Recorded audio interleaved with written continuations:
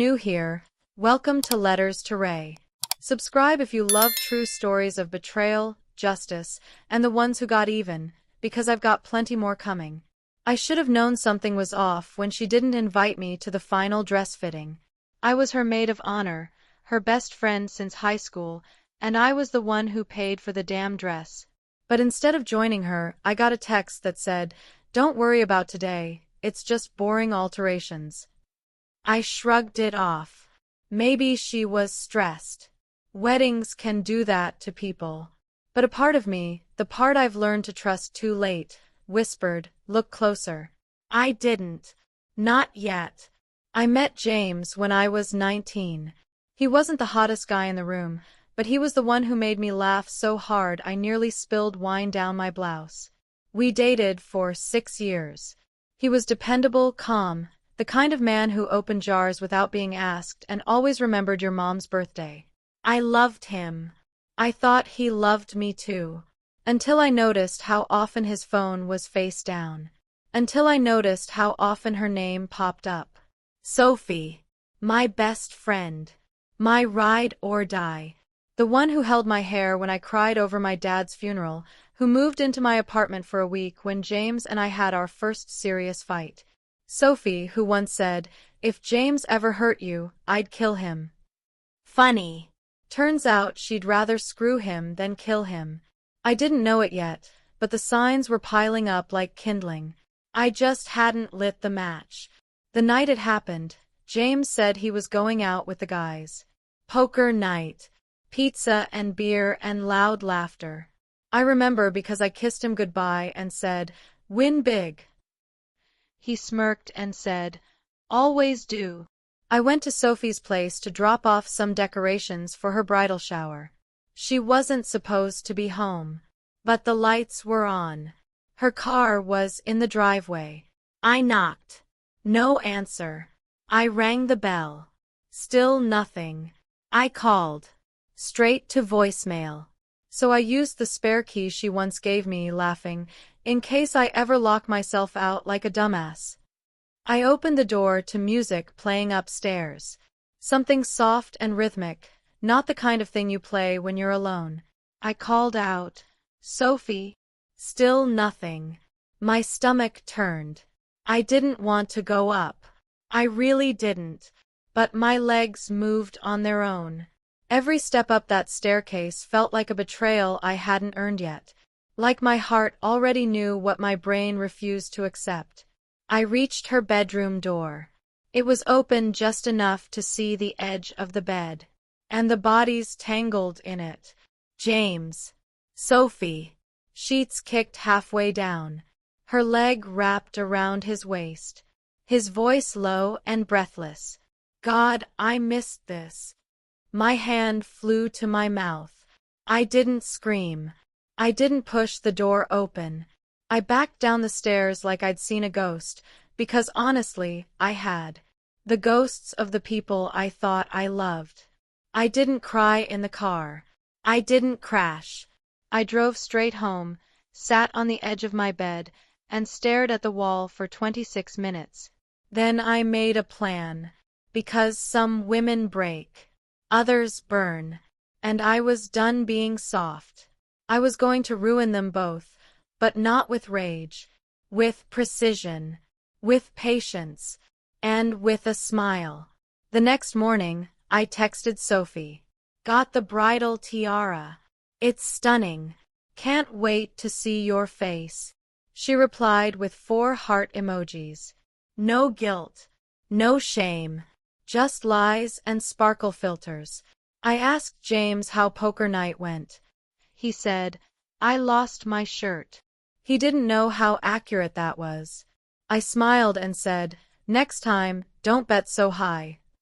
He kissed me like nothing happened. I started collecting screenshots of texts, receipts from that hotel she used her name to book. Photos from a friend who saw them at brunch 2 towns over. I made a little folder. I titled it, "Vows Breakers." Then I bought a gift box. Not too big. White with silver trim. Elegant. Understated. Inside it, I placed three things: a photo of them kissing in her backyard, a printout of their chat where she said, "I wish I was marrying you instead," and a handwritten note that read, "To the groom, you deserve the truth before you say, 'I do.' From someone who once believed in both of you." I sealed it with a bow. The wedding was in 2 weeks. 2 weeks. 14 days. That's how long I had to perfect the delivery. See, most people crash a wedding in heels and heartbreak. I planned to walk in dress to kill, with silence as my weapon and timing as my blade. The gift box? That was just the appetizer. The real meal would be the moment the truth hit the altar. I didn't sleep much those nights. Every time I closed my eyes, I saw their bodies twisted in that bed. And every morning, James would kiss my forehead like he was still mine.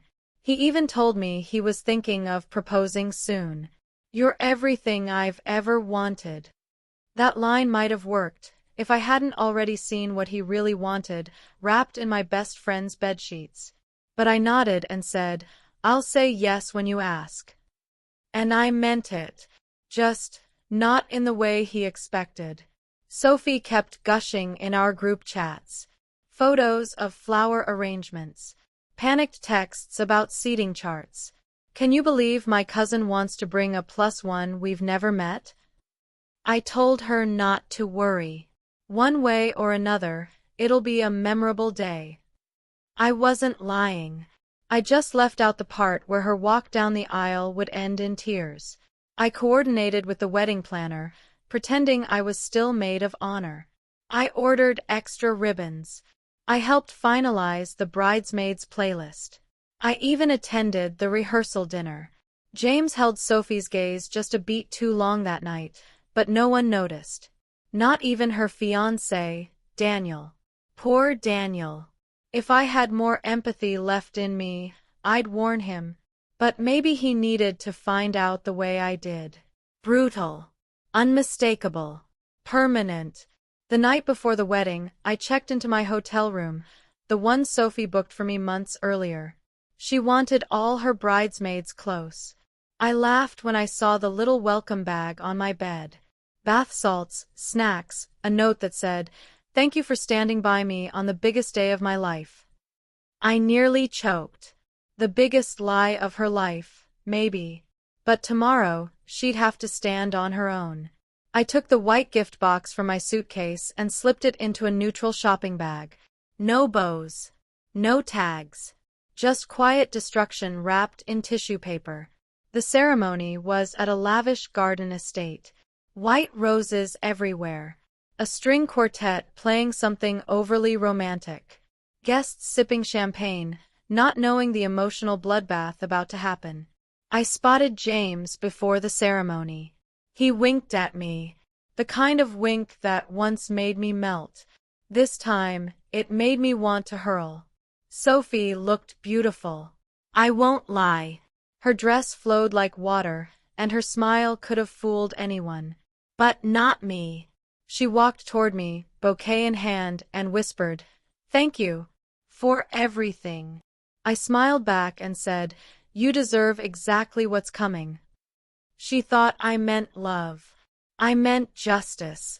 Just before the ceremony started, I pulled Daniel aside. "Hey," I said softly, "I have something for you. I thought you should open it before everything." I handed him the bag. He raised an eyebrow, chuckled nervously. "Is this like a good luck gift or something?"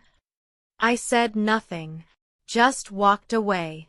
The music started. Everyone rose. Sophie took her first steps down the aisle, radiant and glowing. Daniel was still at the front, eyes scanning the crowd, expression slowly falling as he pulled out the items from the box one by one. His fingers trembled. First the photo. Then the printed chat. Then the handwritten note. The quartet faltered. A violin screeched. Whispers began. Sophie paused halfway down the aisle, confused. "Daniel," she called softly. He looked up at her, not with love, but with betrayal. He dropped the box onto the white carpet. The items spilled out in front of the altar. The note fluttered towards Sophie's feet. She picked it up, read it, and then her smile cracked. Gasps erupted. Someone knocked over a chair. Sophie looked around, dazed, as the walls of her fantasy crumbled around her. "I can explain," she shouted. But Daniel was already walking down the aisle, away from her. Not toward. Away. James froze. He hadn't moved from his seat, but all eyes were darting between him and the wreckage. Then someone, maybe the groom's cousin, yelled, "Isn't that the guy from the photo?" And just like that, James was on his feet, trying to leave. But I stood up too. "Going somewhere?" I asked, loud enough for everyone to hear. Sophie dropped to her knees, crying, makeup running, her perfect wedding a smoldering mess of lies and silence. And I just walked out. The second I stepped outside that garden of shattered vows, the breeze hit different. Crisp. Cleansing. Like the air knew what had just gone down inside. Behind me, chaos bloomed. Guests muttering, phones out. The quartet had stopped entirely. Somewhere in the distance, someone cried out my name, but I didn't turn back. I wasn't theirs anymore. I walked straight past the valet, heels clicking like a slow clap, and slid into the car I'd reserved just for that moment. A black town car. Sleek. Low profile. The kind villains ride off in after the final scene. Except I wasn't the villain. I was just the one who lit the match and walked away. As we pulled off, I glanced once in the rearview mirror. Sophie was still on the ground, white dress muddied by her own tears. James was nowhere to be seen. Daniel had vanished too. The guests stood awkwardly, waiting for a signal that wasn't coming. There would be no reception, no dancing, no cake cutting, only fallout. I didn't go home. I had a better plan. I checked into a spa hotel across the city. Full package. Robes. Room service. A facial for the scars they never got to leave. I gave the receptionist a fake name, mostly because I didn't want my inbox filling with "Are you okay?" messages from fake friends. Let them wonder. Let them guess. Let them scroll through their memories of me and try to find signs of madness. My phone vibrated that night. Over and over. James. 17 missed calls.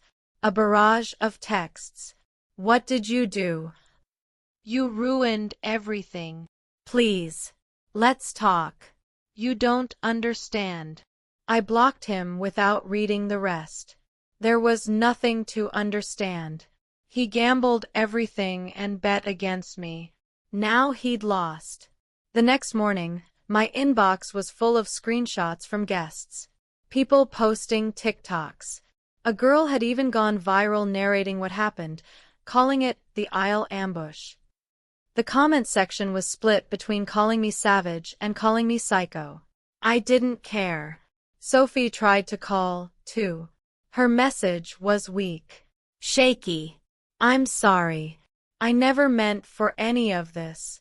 Please, call me back. I don't know what to do." That made two of us.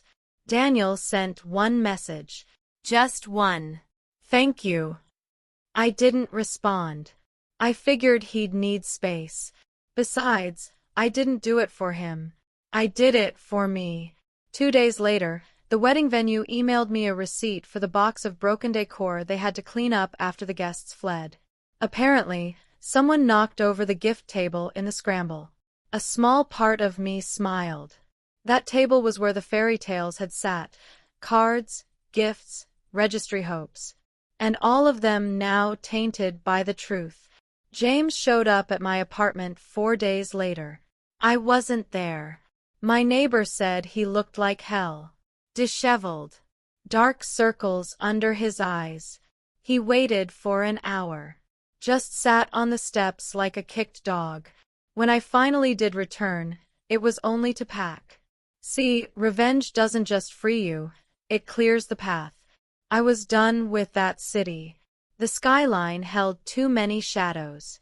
So I took my savings and booked a one-way ticket. Somewhere warm. Somewhere far. Somewhere where I wasn't the girl who ruined a wedding. Just the woman who saved herself. But before I left, I mailed one last thing. A letter. I didn't send it to James. Or to Sophie. I sent it to Daniel. Inside, a single photo. The one where they were tangled in bedsheets. A short note written on the back. Truth hurts. But it also heals. Eventually.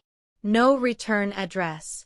I heard from a mutual friend that he moved out the next day. That same friend also said Sophie's parents were furious. Apparently, they'd spent over $60,000 on that wedding, and now their daughter was infamous on the internet. Lying bride with a secret side piece. Someone even offered her a podcast deal to explain it all. She declined. I imagine she's still figuring out how to speak without choking. James quit his job.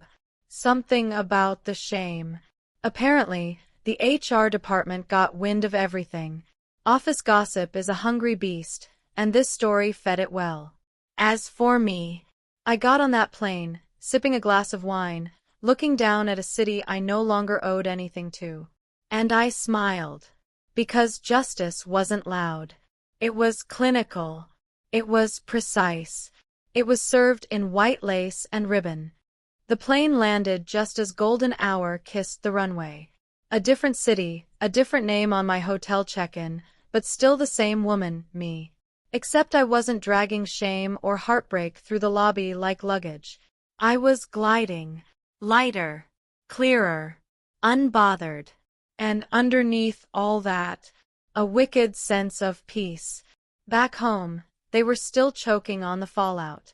A week after the wedding that wasn't, I got an email from one of James's co-workers, someone I barely knew, but apparently, word had gotten around. The subject line? I heard what happened. You're a legend. She said the office was a battlefield. People were choosing sides. The boss was furious that someone let a scandalous relationship threaten their brand's image, and HR had been pulled into full damage control mode. Sophie's husband, now ex-husband I suppose, had submitted evidence to the board. The affair. The timeline. The cover-up. There was talk of suspensions. Even terminations. Apparently, when Sophie's husband learned about the wedding stunt, he laughed for 5 minutes straight. Then he packed her bags and left them outside her office building in a plastic bin labeled, Returns. Ouch. The coworker told me that James had been seen alone in the office cafeteria, staring at his phone like it was a portal to another life. People were whispering behind his back, saying he lost the best thing that ever happened to him. Not just me, but the version of himself he pretended to be when he was with me. The facade had cracked. Now all he had left was the mess. But the story wasn't finished. 3 weeks later, I attended a freedom dinner with 2 friends in my new city. They didn't know the whole story, but they knew enough. One of them said, "You should write a book." The other, "Start a podcast. People love drama." I laughed. Not because it wasn't tempting, but because the story wasn't just about drama.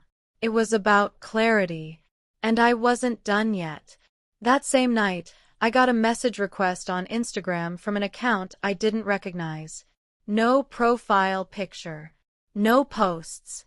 Just one message. If I could go back, I would have chosen you. I knew it was James. I left it on read. Then blocked the account. Again. 2 days later, another message. This time from Daniel. He said he'd moved. Started therapy. Left the company. Apparently, Sophie had tried to patch things up, claiming I manipulated everything. That the note in the box was fake. But Daniel knew better. He'd seen the full album. He remembered the timestamps. He asked me if I wanted to meet. Just to talk. Nothing more. I didn't answer right away. Instead, I opened a new journal. Page 1. Dear Ray, I wrote, like I always do when I need to clear my thoughts. I used to think love looked like candlelight, slow dances, and stolen glances from across a crowded room. But now I know better. Love looks like telling the truth even when it hurts. It looks like walking away without looking back. It looks like handing someone the pieces they broke and saying, "Here, you clean this up." Daniel might be healing, but I wasn't his cure. That night, I did something bold. I uploaded a private video. Just for me. A recut of the wedding footage, edited by a friend who owed me a favor. It started with me walking Sophie down the aisle, calm and steady. Then it cut to the moment I handed her the box. The silence. The letter. Her reaction. The screams. Then fade to black. Overlaid in white text. This is how it ends. Then I added a second slide. But it's also how it begins. I didn't share it with anyone. I didn't need the world to applaud. I just needed to remember that I had survived. And I had won. Without raising my voice. Without begging for closure. Without losing my mind. Just strategy. Calm. Poise. And truth.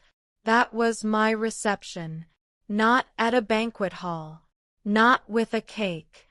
But with clarity. In silence. With a glass of wine and a future that no longer included any of them. The letter I placed in Sophie's box that day was only part of the story. There was another one, longer, crueler, and far more revealing, that I never gave her. Not because I couldn't, but because I didn't need to. But since you've stayed with me this far, I'll let you in on it.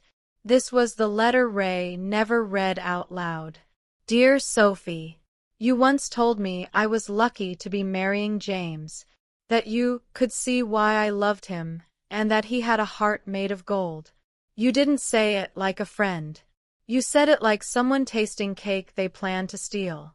I saw through you months ago. The glances, the giggles, the fake sisterhood. You were sloppy.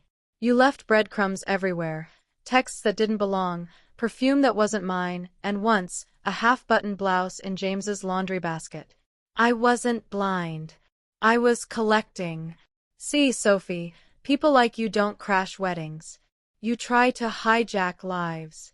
And the thing about thieves, they always think they're smarter than the people they're stealing from. You thought I'd melt down, that I'd beg, that I'd become the kind of woman who throws wine or punches or tantrums. But I'm not chaos. I'm calculation. And while you were playing short-term games, I was setting the table for your final course. Exposure. You were never going to win, Sophie. Because even if James had married you instead of sneaking around with you, he'd still be the man who needed a shadow to feel big. And you'd still be the woman hiding in the dark. You can have each other. Just know, I made sure everyone saw the receipts. I folded that letter up and burned it in my sink the night before the wedding. Not because it lacked power, but because I realized something. Revenge didn't have to scream. It could whisper. It could smirk. It could dress in white and glide down the aisle like nothing was wrong. And that's exactly what I did. In the end, I didn't need Sophie to read that letter.